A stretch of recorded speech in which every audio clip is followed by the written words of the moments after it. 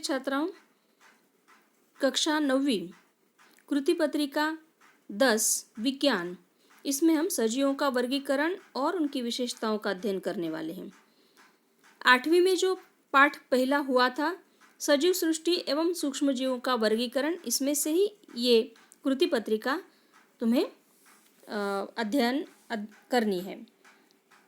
इसमें जैसे कि भौगोलिक परिवेश, अन्न ग्रहण, संरक्षण, ऐसे विभिन्न कारणों के कारण पृथ्वी पर जो सजीव होते हैं उनमें अनुकूलन दिखाई देता है। अनुकूलन अपनाते समय एक ही प्रजाति के सजीवों में भी विभिन्न बदलाव होते हुए दिखाई देते हैं।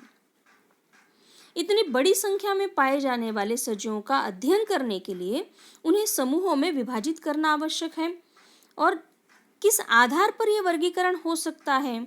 तो सजीवों में जो समानताएं दिखाई देती है, विभिन्नताएं दिखाई देती है, उनको ध्यान में रखते हुए उनके समूह और उपसमूह बनाए गए हैं। सजीवों के समूह और उपसमूह बनाने की ये जो क्रिया है, इसी को जैविक वर्गीकरण कहते हैं। रॉबर्ट हार्डिंग विटकर, ये अमेरिकन परिस्थितिकी तज्ञ, उन्होंने ईस्वी सन 1969 में सजीवों का वर्गीकरण 5 समूहों में किया। इसमें वर्गीकरण के लिए उन्होंने कौन से मापदंडों का विचार किया है? तो कोशिका की जटिलता, सजीवों के प्रकार, पोषण का प्रकार, जीवन शैली, वंशावली संबंध, इन सभी का विचार उन्होंने किया और फिर पंचजगत वर्गीकरण पद्धति विकसित हुई। यहाँ हम देख रहे हैं कि सजीवों का वर्गीकरण में आदि केंद्र की, दृश्य केंद्र की कोशिका, आदि केंद्र की में एक कोशिकीय और उसमें से जगत मुनेरा, ये पहला जगत है।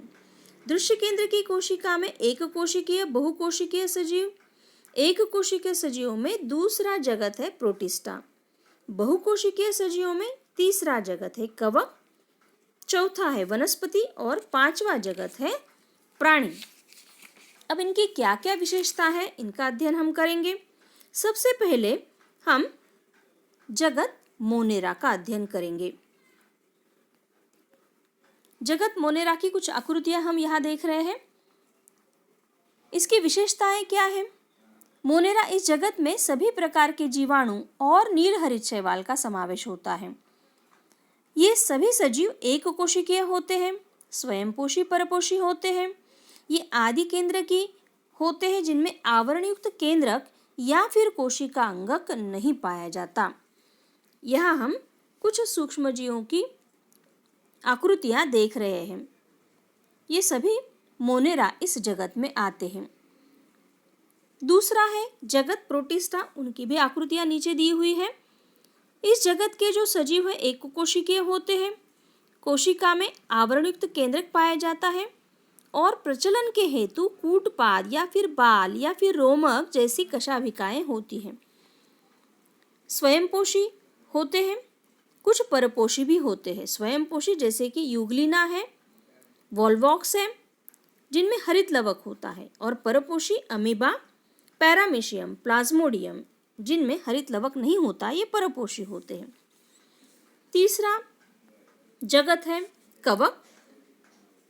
कवक में सभी लगभग परपोषी होते हैं, असंश्लेषी होते हैं और दृश्य केंद्र की सजीवों का इनमें समावेश होता है।